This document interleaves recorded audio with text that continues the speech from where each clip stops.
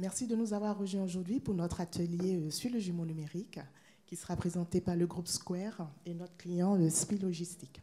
Notre atelier portera sur un outil pour l'excellence opérationnelle et environnementale de l'entrepôt. Au cours de cet atelier, nous allons vous présenter les deux entreprises, puis aussi le cas concret que nous avons mis en place afin de vous démontrer comment le jumeau numérique peut être une excellence opérationnelle. Présentation du groupe Square Management. Le groupe Square Management est un cabinet de conseil en stratégie et organisation qui comporte plus de 900 consultants et qui intervient sur 9 domaines d'excellence. Grâce à ses compétences, il permet aujourd'hui d'accompagner plusieurs entreprises sur le secteur d'activité, la banque, la finance, l'assurance, tant en France, en Belgique et au Luxembourg. Aussi, au sein du groupe Square Management, nous avons un centre qu'on nomme Square Research Center. Ce centre nous permet aujourd'hui de pouvoir développer toutes les recherches que nous pourrons faire sur les 9 domaines d'excellence que je vous ai présentés principalement. Et aussi, ce centre est en partenariat avec de grandes écoles, tant en France qu'au Canada. Et enfin, le groupe Square Management a aussi des engagements, qui est la raison de notre présence ici aujourd'hui, sur le développement d'un modèle économique et durable, et aussi pour le soutien de 5 associations pour l'enfance et la santé, grâce à sa fondation nommée Fondation Square. À la suite de cette présentation, je passerai la main à notre client SPI Logistique, qui vous présentera son entreprise et aussi la raison de notre collaboration. Merci Nassirine. Bonjour à tous. Donc SPI, c'est un groupe qui existe depuis un peu plus de 35 ans, qui fait à peu près 100 millions de chiffres d'affaires et 750 collaborateurs.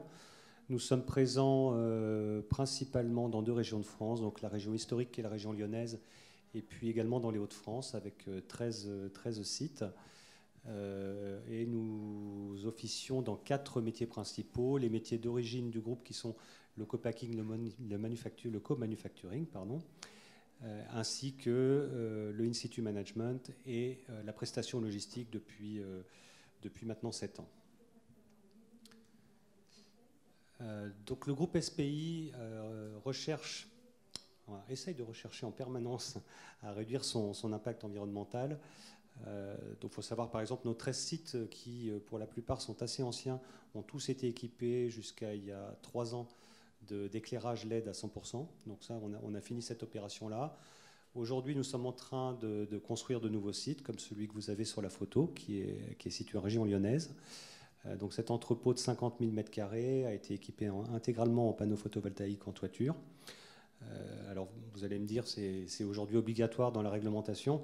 La réglementation actuelle, c'est alors déjà quand l'entrepôt, le permis de construire a été déposé, c'était pas obligatoire. Ensuite, la réglementation actuelle impose un taux de couverture de 30% et l'année prochaine, ce sera 50%. Donc nous, on a mis tout de suite la barre un peu plus haut en se mettant à 70% de taux de couverture. Et là, sur l'année dernière, ce site a produit un peu plus de 6 gigawattheures de production électrique. Nous allons également,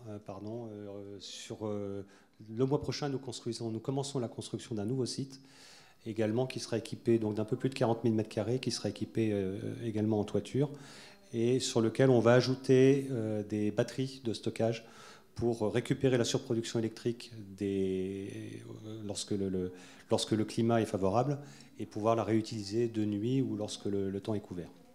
Donc on espère, alors viser la neutralité carbone, c'est toujours un vœu pieux, mais on espère en tout cas s'en rapprocher sur ce nouveau site. Voilà, d'autres actions que mène notre groupe, comme par exemple celle que nous avons menée avec notre partenaire et client L'Oréal. Donc le but recherché, c'était de réduire la consommation de plastique. Donc vous avez la présentation en lot 2 qui était au préalable appliquée par notre client. Donc avec deux flacons de shampoing, deux flacons qui sont regroupés par un manchon plastique, lui-même étant rétracté par la chaleur. Donc nous avons travaillé sur un concept qui a remplacé ce manchon plastique avec une petite bande de papier papier cartonné, donc qui nous permet de réduire la consommation plastique de 87%, qui a à peu près les mêmes vertus, alors forcément un peu plus fragile, mais on a tout travaillé sur la tension de la bande pour arriver au meilleur résultat possible entre résistance et efficacité. Et puis l'autre aspect qui était bénéfique, c'est que le manchon plastique, pour le rétracter, il faut utiliser des fours. Et les fours, c'est très consommateur en énergie électrique. Donc on a évité aussi cette solution. Donc c'est un projet qui a pris à peu près 1 an, entre l'idée, les tests, la mise en place et puis la mise en production définitive. Donc ça a pris à peu près 1 an et maintenant on est en production complète depuis le 1er avril 2023. Voilà, maintenant je vais vous passer Selmen qui va vous parler de l'impact des entrepôts. Merci Jean-Philippe. Donc avant de passer au cœur de notre sujet, faisons un focus rapide sur l'impact environnemental des entrepôts. Premièrement, on commence par l'activité de transport et l'activité logistique en général, qui est responsable d'un pourcentage qui varie chaque année entre 5,5 à 10% des émissions de CO2 mondiales, ce qui est équivalent à 2,8 milliards de tonnes de CO2. L'entrepôt logistique, lui, est responsable à hauteur de 11% de ces émissions, ce qui est à peu près équivalent à 1% des émissions mondiales, ce qui est les émissions de toute la France. Alors, il y a un projet qui a travaillé sur la répartition de ces émissions selon les sources d'émissions de l'entrepôt. Un projet qui a été mené en partenariat entre l'Allemagne, l'Italie et l'Amérique latine et qui ont trouvé les chiffres que vous voyez. Donc, il y a à peu près 13% des émissions indirectes liées à l'électricité qui est liée à la réfrigération. Il y a 17% pour le chauffage et 8% pour les consommables, que ce soit les plastiques et le bois. Alors pourquoi on s'intéresse à la durabilité? Bien sûr pour préserver notre chère terre, mais aussi parce que les consommateurs aussi s'y intéressent. Il y a après donc un Français sur 3 considère que c'est important d'investir dans la durabilité. Un Français sur 5 met la durabilité comme critère d'achat.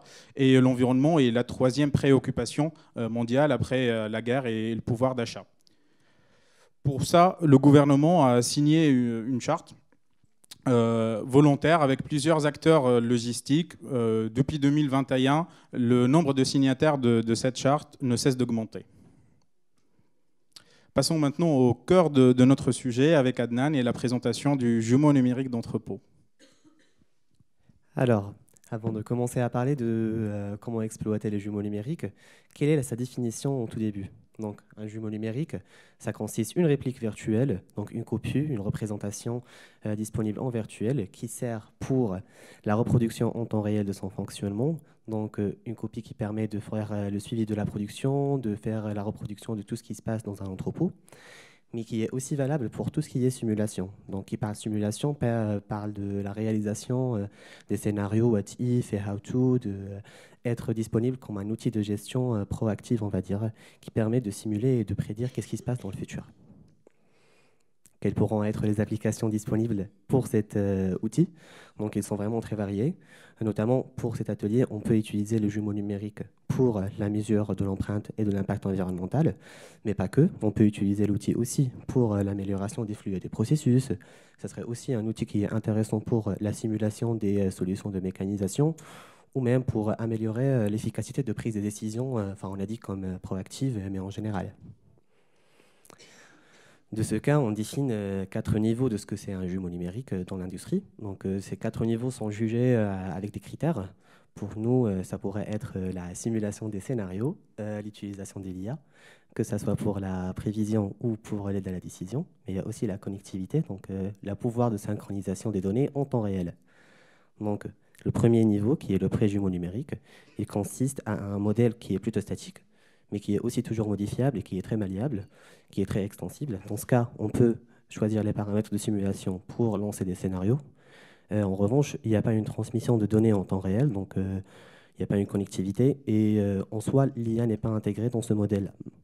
En revanche, dans une inclusion qui est plutôt progressive, il y a la simulation intelligente. dans laquelle on intègre l'IA pour la prévision et la prédiction de tous les paramètres du modèle. Par exemple, pour un entrepôt, on va faire la prédiction de la demande, on va faire la prédiction de la vente, mais on va aussi faire la prédiction des paramètres. Donc, quelles sont les ressources humaines qui peuvent être intéressantes, quelles sont les machines qui peuvent être primordiales pour une activité pareille. Et ainsi de suite, on a la simulation autonome. Donc, dans ce cas, on utilise l'IA pour la prédiction des choix du décideur. Donc, non seulement on va avoir un modèle qui s'adapte et qui prédit toutes les circonstances et le contexte dans lequel l'entrepôt travaille, mais face à une échéance ou face à une problématique, on peut avoir des choix de décision, donc des propositions à travers des analyses prescriptives qui nous donnent des solutions potentielles. Et finalement, le quatrième niveau, c'est le jumeau numérique. Dans ce cas, on parle d'une connectivité en temps réel. Souvent, le concept est très répandu avec tout ce qui est jumeau numérique d'une seule machine, mais dans un entrepôt, on parle d'un jumeau numérique de tout un processus qui nous permet de faire une connectivité à travers l'IoT ou à travers les humains pour avoir toute une chaîne de réaction en temps réel. Une fois qu'on a compris qu'est-ce que c'est un jumeau numérique en principe, alors comment l'exploiter et l'utiliser pour la mesure et le suivi de l'optimisation de l'impact environnemental. Alors, un entrepôt, il y a beaucoup d'entrées, il y a beaucoup d'informations, il y a beaucoup de données. Donc pour nous, on exploite tous ces types de données, donc tous ces types d'entrées, notamment tout ce qui est bases de données qui sont disponibles, tout ce qui est IoT, donc toutes les machines, tous les processus, tous les capteurs. Il y a aussi des systèmes d'information qui sont très répandus dans les entrepôts, donc que ce soit des ERP, WMS, WCS. On n'oublie pas les fichiers Excel, donc les saisies manuelles. Ça présente aussi des informations qui sont intéressantes, donc il faut prendre en compte. Et finalement, il y a aussi les data warehouse. Donc les data warehouse constituent toutes les informations qui peuvent être exogènes, disponibles, on va dire, en ligne, donc des conditions climatiques, comment cela, ça pourrait, par exemple, juger et changer le fonctionnement de l'entrepôt. Ce sont tous des entrées qui sont exploitables pour notre outil. Alors, une fois que ces informations sont intégrées dans le jumeau numérique, il va y avoir un module de collecte et de traitement de données. Donc là, on va faire un nettoyage, une sélection et une transformation des données pour qu'elles soient exploitables pour la simulation. Et enfin, il va être traité dans deux modules, notamment le module de supervision et analyse. Dans ce cas, on parle des tableaux de bord, donc ça reste toujours une copie virtuelle. Qui dit copie virtuelle dit une possibilité de faire une supervision. Donc il y a des tableaux de bord, il y a des alertes, une fois que les informations sont fournies en temps réel. Mais il y a aussi le deuxième module, qui est le module de simulation et d'optimisation. Donc comme on a dit, c'est un outil qui sert pour tous les scénarios what if et how to. Donc là, on parle de exécution des scénarios, mais on parle aussi de modules d'optimisation des algorithmes qui peuvent aider à faire des décisions. Dans le cas de l'impact environnemental, la solution elle est plutôt dispatchée sur 4 niveaux. Donc l'outil devrait nous permettre de superviser et optimiser tout ce qui est émissions de gaz à effet de serre, mais on ne parle pas que ça. Il n'y a pas que le CO2 qui est important dans les impacts environnementaux. Donc on a aussi un suivi de consommation d'énergie de tout l'entrepôt. Il y a aussi un suivi de consommation de matières premières et aussi les dégagements des déchets et la consommation des consommables. Passons maintenant donc, à l'étude que nous avons développée avec notre client, dans lequel on va présenter l'entreprise et l'entrepôt que nous avons modélisé. Merci Adnan. Donc le cas d'étude, c'est un entrepôt situé en région lyonnaise qui fait 30 000 m², qui a été ouvert il y a 6 ans et qui a deux particularités. La première, c'est d'être un site à température contrôlée, donc entre 14 et 18 degrés Celsius en raison de la présence de produits chocolatés. Et la deuxième particularité, c'est que c'est un site qui a de très fortes saisonnalités. Donc ce site, nous l'exploitons pour le compte de notre client Ferrero. Donc là, vous avez un petit graphique qui vous montre les pics d'activité. Donc ces pics, on les connaît bien, ce sont les pics d'avant la période de Pâques et de Noël. Avec une particularité, c'est que Noël étant fixe, Pâques varie d'une année sur l'autre, ce qui pose quelques difficultés. Et puis également, la dernière difficulté, c'est que, alors là on voit le graphique monte entre la moyenne et le pic, mais si on prend entre la période de creux et la période de pic, on a un rapport de 1 à 5 en termes de volume, donc ce qui en termes de dimensionnement des moyens, des effectifs, etc., est très compliqué et est rendu d'autant plus compliqué si on n'a pas une bonne prévision. Donc la problématique sur laquelle on s'est concentré initialement, c'est une problématique de stock.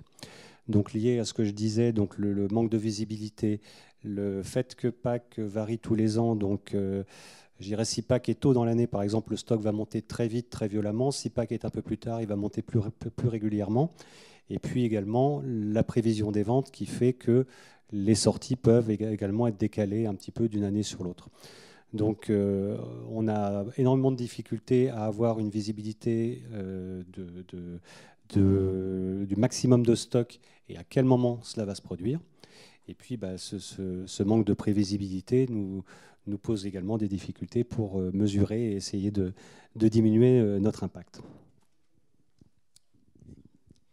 Donc, face à ces difficultés que SPI nous a présentées, nous, sur le projet Jumeaux numériques, nous avons décidé de nous pencher sur les différentes solutions que nous pouvons apporter. Cette étude nous a permis d'identifier en première solution la maîtrise de la capacité maximale du site. Comme l'a dit tout à l'heure Jean-Philippe, en fonction du pic de l'activité, que ce soit pour la période de Pâques ou pour Noël, il est indispensable de pouvoir gérer le stock et aussi savoir quelle quantité on peut entrer en stock pour pouvoir s'assurer d'avoir assez d'emplacements. Et donc, gérer le stock veut dire optimisation de la gestion du stock de l'entrepôt pour pouvoir aussi surveiller et surtout en tenant compte des différents critères de la fraîcheur et puis de mesure. Aussi, nous avons identifié une troisième solution qui est celle de la mise en service virtuelle. Pourquoi ? SPI nous a présenté ces difficultés et nous avons vu qu'en face de ces difficultés, il est très important de faire de l'anticipation, d'avoir une vision virtuelle de toutes les solutions qu'on peut mettre en œuvre. Et donc, grâce aux jumeaux numériques, nous avons pu étudier toutes les différentes possibilités et le partager avec SPI pour pouvoir les organiser et prioriser. En troisième étape, qui est la raison de notre présence, c'est la mesure de l'impact environnemental de l'entrepôt. SPI a besoin effectivement aussi de faire le nécessaire pour respecter tous les engagements qui s'est pris. Et donc, grâce aux jumeaux numériques, nous avons pu identifier des solutions qui lui permettent de pouvoir aujourd'hui prendre de bonnes décisions. En cinquième partie, nous avons la simulation des scénarios d'optimisation. C'est-à-dire, dès qu'on a identifié toutes les différentes solutions et étudié ces solutions avec SPI, nous les avons simulées.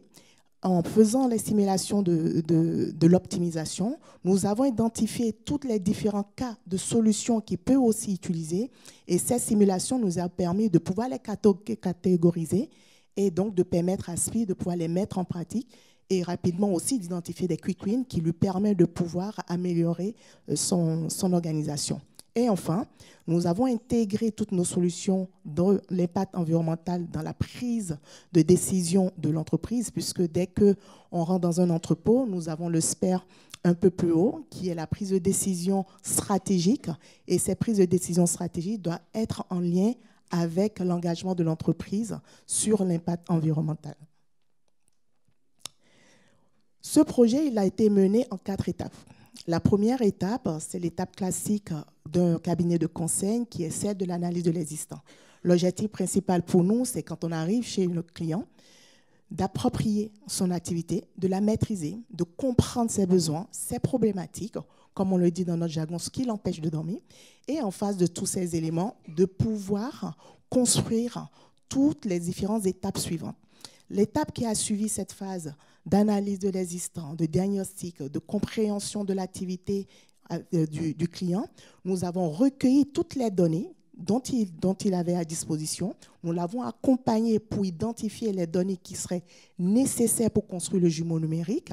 Et nous avons, comme l'a dit Adnan tout à l'heure, traité ces données, les nettoyer, les qualifier, qui nous permet en troisième étape de construire, de concevoir le jumeau numérique. À cette troisième étape de conception du jumeau numérique, c'est toujours en collaboration avec le client. Pourquoi ? Parce que nous arrivons à une étape qui est très stratégique, où le client a son mot à dire sur la construction du jumeau et surtout sur toutes les propositions que nous pouvons lui faire. Et ce travail en collaboration nous a permis de faire une construction la plus juste possible. Et en quatrième étape, nous nous sommes basés sur les problématiques qu'il nous avait présentées.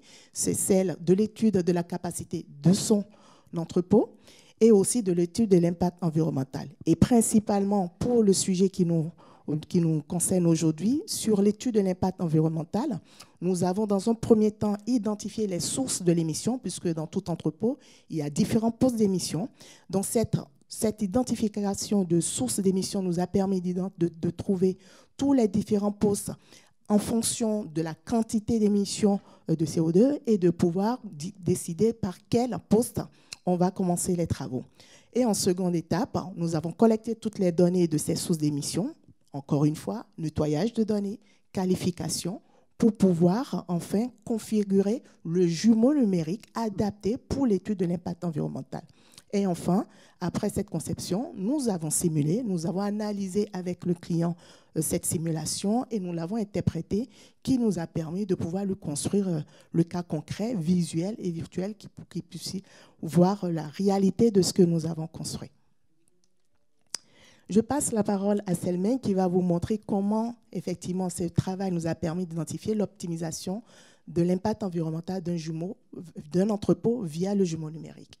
Merci Nassirine. Alors pour vous donner une image concrète de jumeau numérique et qu'est-ce qu'il utilise comme données et quels sont les résultats obtenus. Donc pour construire notre jumeau numérique, nous avons besoin de données de conception et de fonctionnement venant de l'entrepôt réel, le layout, les racks, les allées, et aussi les données de fonctionnement qu'on trouve généralement dans un WMS, donc avec tous les chargements, les déchargements qui se sont passés. Nous avons pris déjà un historique d'une année pour pouvoir construire notre jumeau.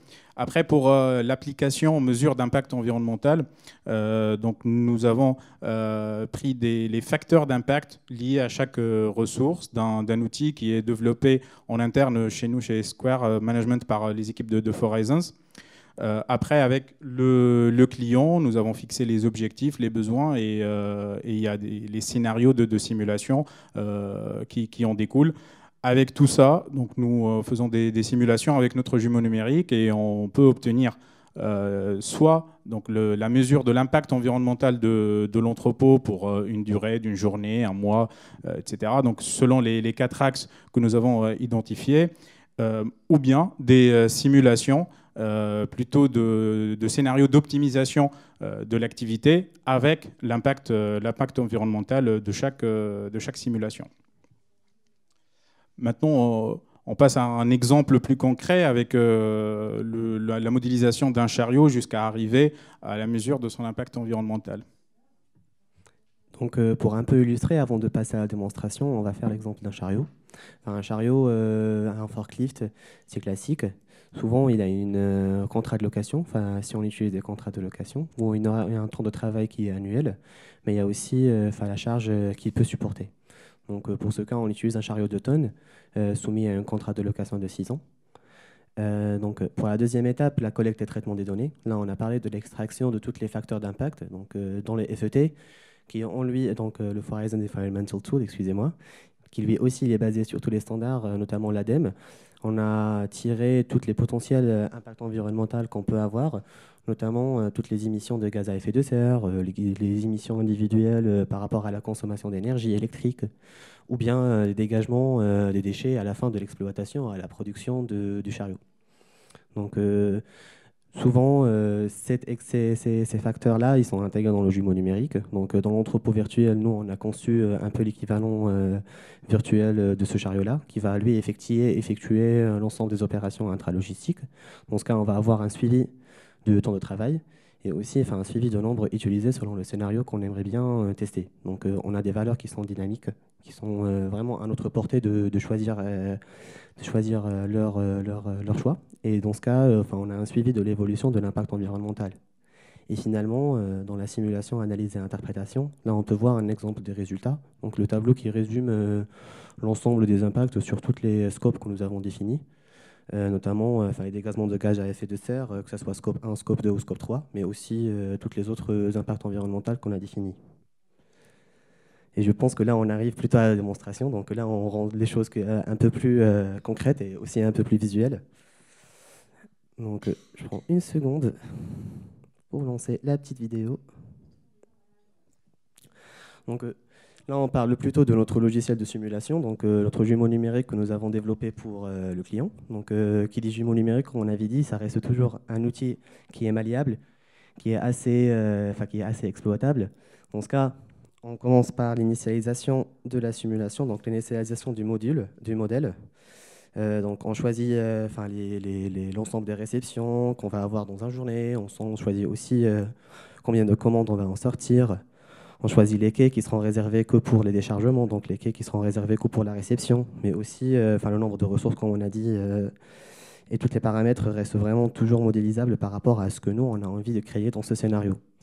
Donc pour un scénario fictif, vraiment, c'est à notre portée. Une fois que nous avons identifié le contexte d'une simulation, on va lancer. Là, on peut voir vraiment, il y a une grosse vision d'ensemble de l'entrepôt. Ça reste toujours un espace 3D qui est exploitable et extensible. Il n'y a pas vraiment de limite. Limite, c'est la limite de notre imagination. Donc là, on peut vraiment voir qu'on représente un entrepôt classique. Dans cet entrepôt classique, on peut voir tous les processus qui vont s'en découler. Donc notamment là, on voit un camion qui est en train qui passe par le processus de réception.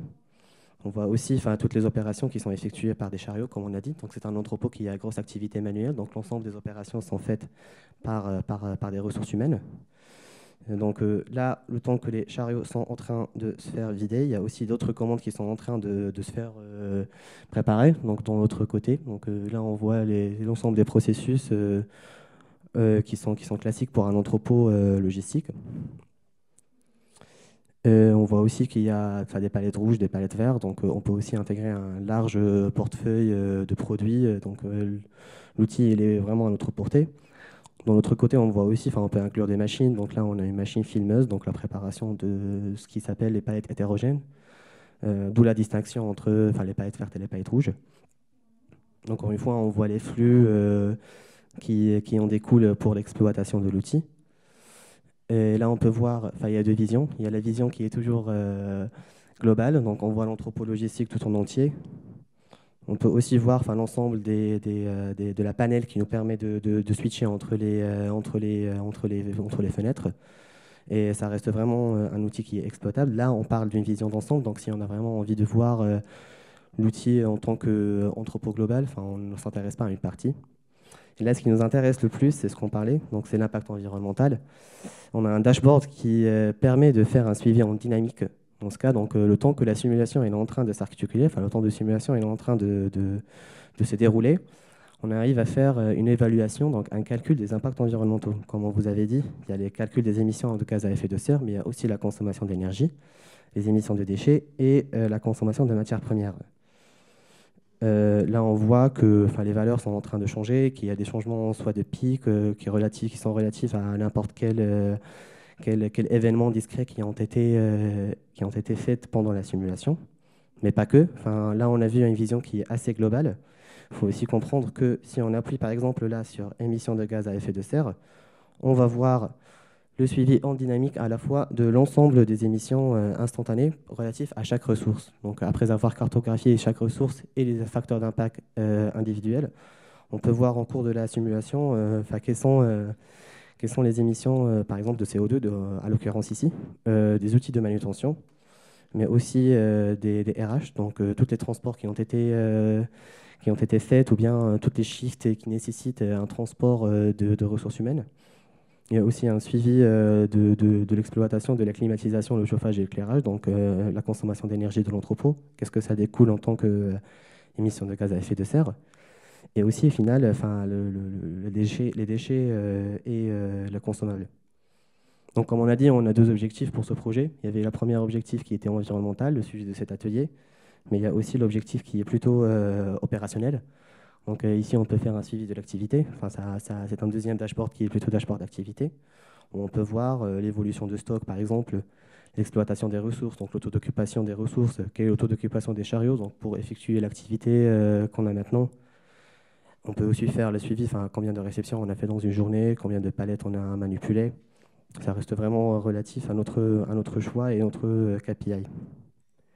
Finalement, le logiciel, notre jumeau numérique, de la manière avec laquelle on l'a façonné, ce n'est pas un outil qui est borné. Donc, tout ce qui est fait dans le jumeau numérique ne reste pas que dans le jumeau numérique. Notamment là, par exemple, on peut tirer des rapports. Donc, une fois qu'on rentre dans la base de données, à la fin d'une simulation, on peut avoir l'ensemble des impacts environnementaux. Et là, si on a envie de faire d'autres analyses supplémentaires, on peut regarder tous les types de ressources, tous les types des impacts qui ont été cartographiés sur la durée de la simulation que nous avons choisie. Notamment dans ce cas, on a une simulation qui a été faite sur 24 heures. Donc, on a les résultats qui sont pour 24 heures, qui seront exploités par la suite pour me faire la transition et vous montrer des exemples des résultats dans la slide suivante. Alors pour vous montrer un exemple de résultats qu'on peut tirer à l'aide du jumeau numérique, nous avons simulé 2 journées, une en haute saison et une en basse saison. On peut bien voir ici les émissions de gaz à effet de serre liées à chaque ressource dans l'entrepôt et aussi donc la génération de matière et de déchets.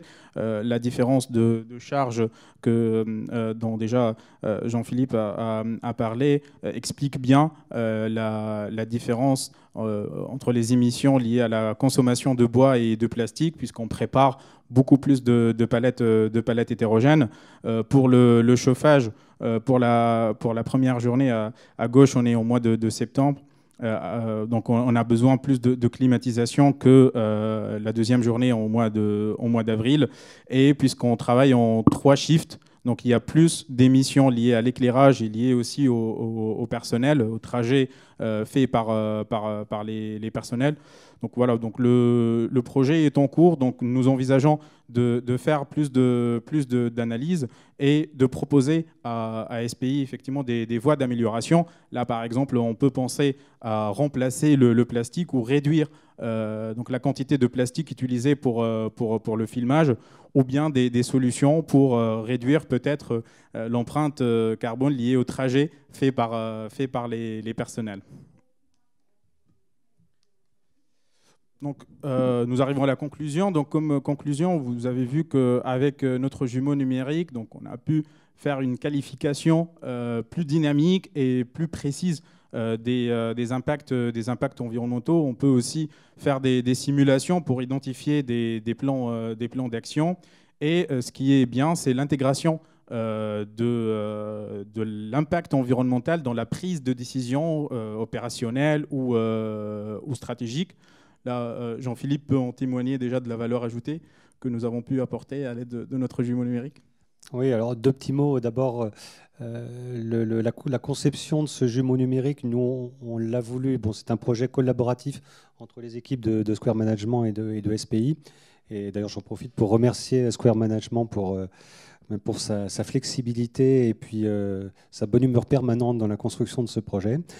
Donc c'est quelque chose qu'on a voulu effectivement construire sur un exemple concret pour avoir un outil le plus pragmatique possible, qui ne soit pas quelque chose théorique qui reste après dans des valises, mais qu'on puisse vraiment utiliser pour améliorer, optimiser en permanence les opérations de notre entrepôt, aussi bien, comme le disait Selmen, sur des aspects opérationnels et faire des simulations, par exemple, pourquoi pas en vue d'envisager des solutions de mécanisation ou d'autres solutions d'innovation. Et puis également dans l'optimisation de la précision du calcul de notre impact environnemental, qui est un sujet qui nous tient à cœur, mais qui tient aussi à cœur à notre client Ferrero. Donc je dirais qu'il s'inscrit tout à fait dans la démarche collaborative qu'on peut nous-mêmes avoir avec notre propre client. Et pour les perspectives, ça reste toujours un projet de recherche. Donc, l'un des axes qui nous intéresse, il y a aussi l'intégration des facteurs humains. Donc ici, on vise une vision RSE qui est globale, à la fois la prise en compte des facteurs humains dans la prise de décision globale, donc que ce ne soit pas que l'environnement. Donc aussi l'utilisation de l'intelligence artificielle dans des algorithmes qui permet d'anticiper la meilleure condition de travail pour les meilleurs résultats possibles. Mais ça reste toujours un axe de recherche qui m'intéresse, moi, particulièrement parce que ça fait le sujet aussi de ma thèse. Il y a aussi le jumeau numérique pour un entrepôt qui est plus durable. Donc là, on parle plutôt de confronter tous les résultats des simulations avec les initiatives éco-responsables dans le jumeau numérique, mais aussi la conformité par rapport aux normes et réglementations. Et finalement, on peut parler d'un jumeau numérique d'entrepôt, comme on peut parler d'une supply chain étendue ou une supply chain end-to-end. Donc là, on parle plutôt d'une intégration des données et des processus dans l'ensemble de la supply chain globale, donc composée de plusieurs mini-jumeaux numériques pour avoir un gros jumeau numérique. Et dans ce cas, on peut aussi parler de l'évaluation de l'empreinte environnementale d'un produit en total, donc à la fois pour son transport, mais aussi pour son production et pour son stockage. Et finalement, on vous laisse avec quelques publications que nous, on a pu créer, que ce soit pour la R&D ou que ce soit pour le côté plutôt conseil et plutôt productivité. Donc, n'hésitez pas, si jamais ça vous pique votre curiosité, à consulter. Et merci bien pour votre attention.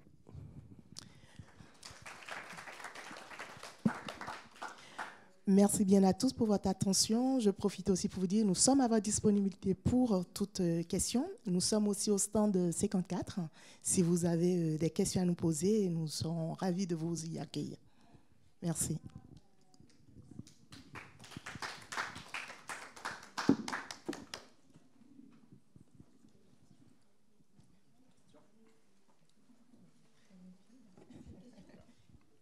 Est-ce qu'il y a des questions dans la salle ?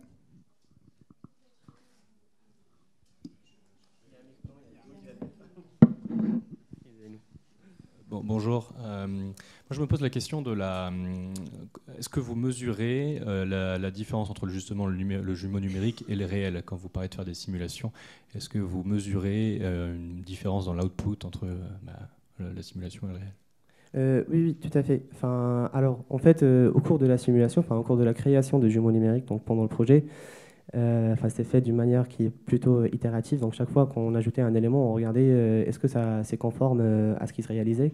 Donc là, ce qu'on n'a pas par exemple montré, c'est pour une journée de travail, on a regardé les outputs à travers le traitement de données, donc combien de palettes ont été traitées, quelle est l'étendue de temps pour que ça soit réalisé, et combien de camions ont été venus, ont été partis. Et on essaie de fine-tuner le jumeau numérique pour qu'il nous donne les mêmes résultats. Donc le changement des processus, le changement des paramètres, le changement... c'est un entrepôt manuel, donc on n'a pas vraiment beaucoup de marge. Donc c'est plutôt les agents manuels qui font l'activité. Donc à la fois leur vitesse, combien de temps ils peuvent tomber en panne, combien de temps ils prennent pour faire une activité. Donc oui, pour les KPI entre les comparaisons, on a fait des écarts entre la productivité réelle dans l'entrepôt à travers un traitement des données et les résultats du jumeau numérique. Et vous avez une fourchette standard où vous dites si je fais cette simulation, mon résultat réel sera entre tant de pourcents d'écart. Est-ce que vous avez un taux standard sur l'ensemble des processus ou... J'avoue qu'on n'a pas encore quantifié, mais ça sera plutôt dans une démarche qualité. Donc normalement, c'est le 6 sigma, donc souvent c'est 90% du temps et ça devrait donner un résultat qui est réalisable. Mais je n'ai pas un chiffre à vous donner. Est-ce que ça répond à la question? Absolument, merci. Parfait, merci. D'autres questions, s'il vous plaît?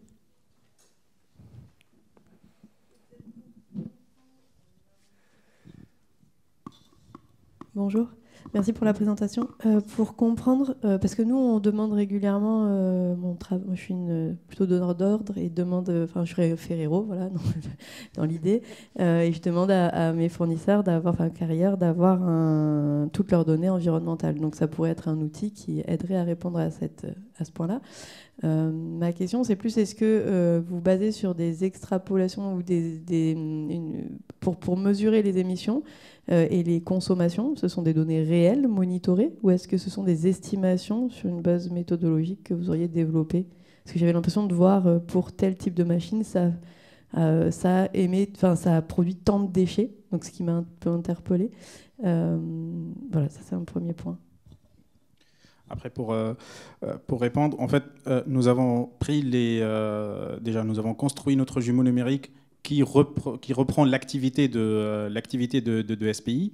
Ensuite, nous avons ajouté l'impact environnemental de cette activité. Par exemple, l'impact environnemental du trajet d'un chariot, ou bien la quantité de plastique utilisée pour le filmage. On fait notre simulation et on calcule à l'aide de la simulation quelle est la quantité de déchets produites, ou bien quelle est la somme des trajets faits par un chariot qui sera multipliée après par le facteur d'impact de dégagement de gaz à effet de serre lié à ce trajet. Donc avec la prise en compte de la fiche technique du chariot, quel chariot, quelle est la durée de location, sa puissance et effectivement tous les paramètres qui nous permettent effectivement de faire cette étude plutôt bottom-up. Super. Et du coup, on pourrait imaginer que si vous faites une action d'amélioration, typiquement vous mettez moins de films plastiques, vous revoyez vos données et vous pouvez voir l'impact sur vos KPI. Ok. Exactement.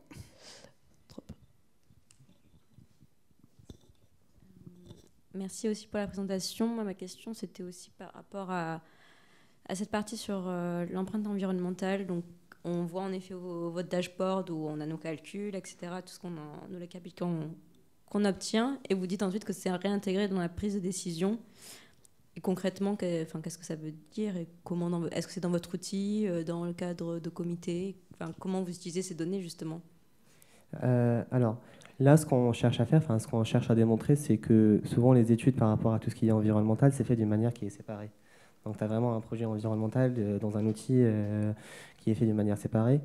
Dans le jumeau numérique, là, l'objectif, c'est que ce soit le même outil qui te permet de faire des améliorations de productivité, on va dire. Lui, il te donne quel sera l'apport par rapport à tout ce qui est impact environnemental de cette même décision stratégique, on va dire. Donc en soi, les deux, ils te donnent les mêmes résultats. Le même outil te donne les résultats par rapport à l'amélioration d'activité ou l'amélioration environnementale. Je ne sais pas si ça répond. J'ajouterais juste qu'effectivement, l'outil va nous permettre de réaliser des simulations très rapidement et efficacement avec des données précises et de se dire, voilà, si demain je veux modifier mon process en retirant une machine, en rajoutant un autre type de machine, etc., je vais pouvoir calculer très vite mon impact global plutôt que de partir sur une mauvaise idée en me disant, tiens, je vais tester ça, puis après, de s'apercevoir 3 mois après, 6 mois après, que ce que j'ai mis en face, finalement, est plus émetteur que ce que j'avais avant. Là, ça va nous donner une vue beaucoup plus précise et la possibilité de tester de nombreux scénarios dans un temps assez court. C'est ça aussi l'intérêt de l'outil. La chose aussi, c'est que les données qui vont sortir du jumeau numérique seront ensuite à prendre en compte dans tous les outils qui peuvent être utilisés par les décideurs pour prendre leurs décisions. Donc après, derrière, c'est vraiment une source d'information qui est ensuite à exploiter. Merci. Merci à vous. D'autres questions?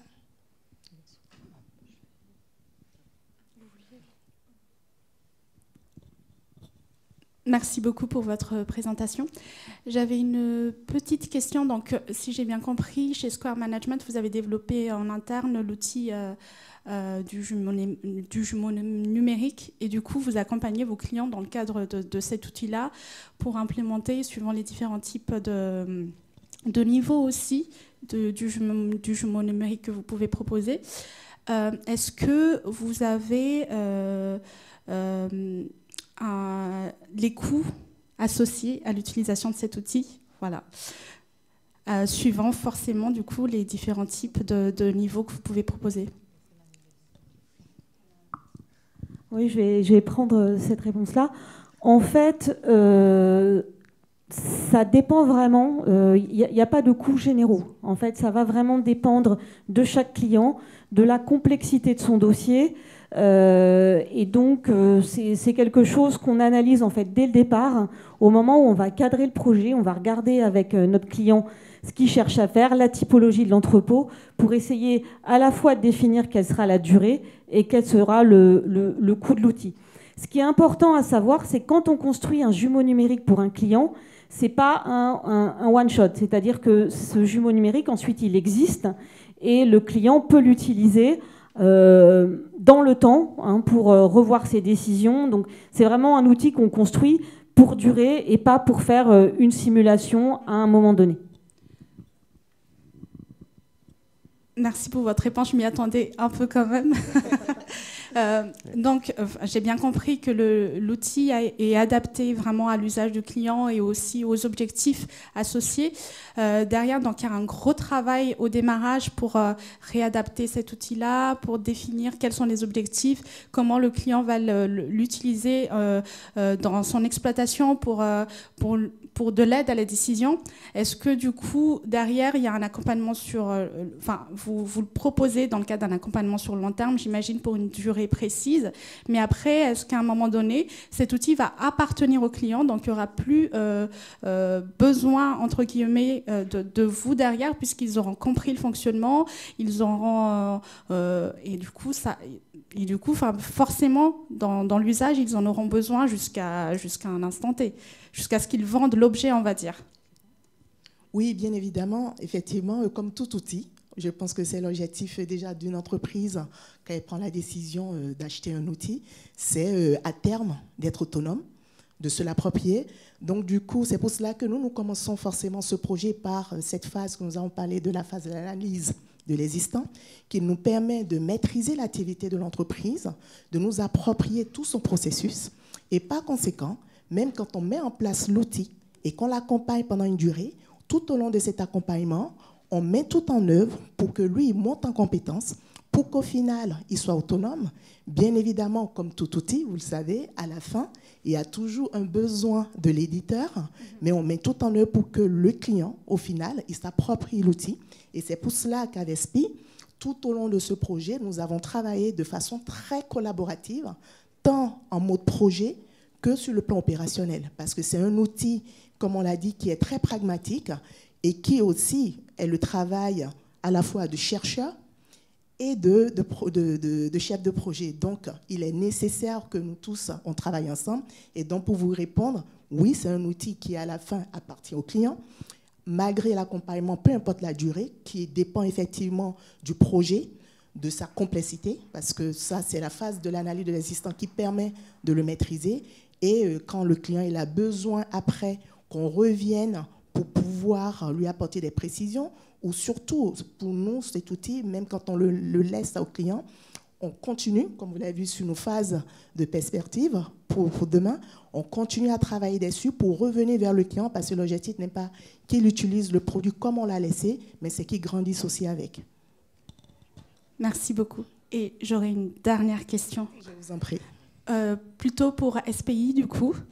J'ai vu, dans le cadre de votre présentation, vous aviez un projet de construction d'un nouvel entrepôt qui était assez précurseur aussi sur la partie environnementale. Est-ce que sur ce projet-là, vous avez l'intention de partir aussi sur un outil type jumeau numérique dans le cadre de la construction, de la phase de la construction, ou pas forcément ? Non, alors pas forcément sur la phase de construction. Après, il faut savoir, alors sans tout dévoiler, parce qu'il y a encore beaucoup de choses confidentielles, c'est un site qui sera hautement automatisé. Je dirais l'automatisation fait partie du process de construction. Donc, dans l'immédiat, non pas sur la phase de construction. Après, la possibilité d'adapter un jumeau numérique sur la phase d'opération, une fois que l'entrepôt sera en fonctionnement, là, c'est fort possible, parce qu'il y aura toujours des choses à optimiser, même s'il y aura beaucoup moins de monde que sur un entrepôt classique. Merci.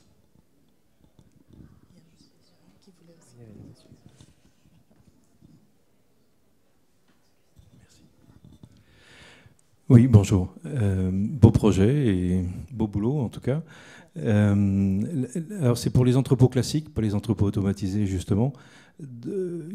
Pour récupérer la donnée de manière à pouvoir la traiter, il faut envoyer un signal. C'est-à-dire qu'il y a un flash ou autre chose en tout cas qui s'opère sur la palette à partir du chariot, dans les racks ou sur les quais. Il y a toute la période entre les deux, où en fait on ne sait pas quelle est la route qui a été utilisée par le chariot, quelle que soit son utilité. Et donc je me posais la question de savoir de quelle manière ça pouvait être pris en compte dans un jumeau numérique qui lui va fonctionner naturellement selon une route logique qui ne sera pas forcément utilisée par les opérateurs pour des raisons diverses et variées, et qui va donc mettre de la différence, une différence de calcul qui pourrait être plus ou moins importante en tout cas dans les résultats. Surtout si M. Bidard veut l'utiliser pour des opérations autres que le calcul environnemental, de l'impact environnemental. Alors, déjà, donc, Nasserine a présenté les étapes du projet. Donc, nous avons vraiment pris notre temps pour étudier les données, pour les nettoyer, pour les qualifier. Effectivement, donc, nous avons pris tous les enregistrements, par exemple, pour la mise en stock, pour le trajet fait entre les quais et l'emplacement. Donc on tient compte avec des fonctions stochastiques donc de ce delta qui peut arriver. Après, c'est comme toute simulation, il y a des hypothèses qu'on doit prendre. Donc on essaye d'être le plus proche de la réalité, de représenter même ce petit aléa dans le modèle en jouant sur, par exemple, la vitesse du chariot, même si on va reprendre un même trajet, donc on peut jouer comme déjà avec la vitesse ou avec d'autres paramètres. Je vais pas entrer trop dans la technique, mais on a vraiment pris le temps d'étudier les données afin d'aller le plus possible vers une représentation proche de la réalité. Merci. Il y avait une dernière question avec madame.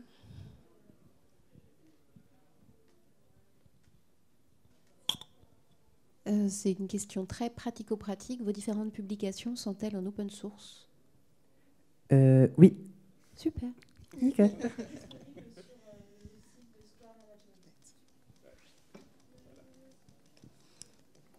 Je vais y arriver. Merci hein. bien.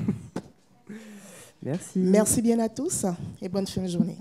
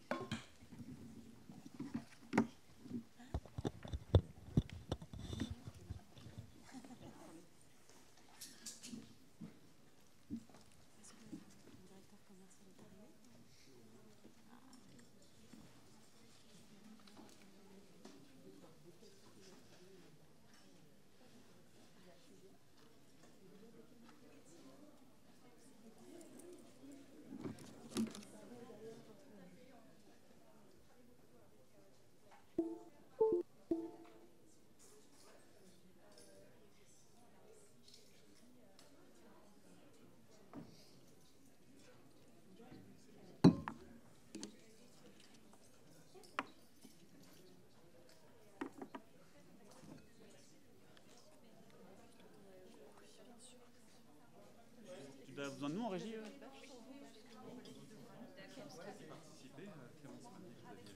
comme ça, déporté.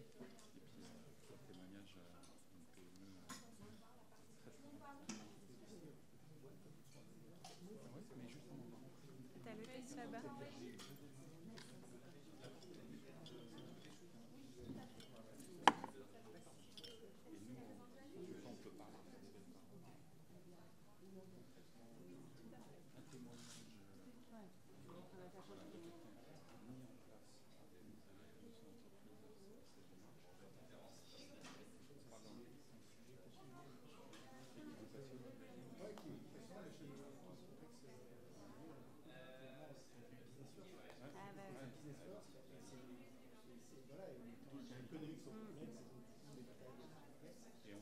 Et pour autant, ça marche pas forcément.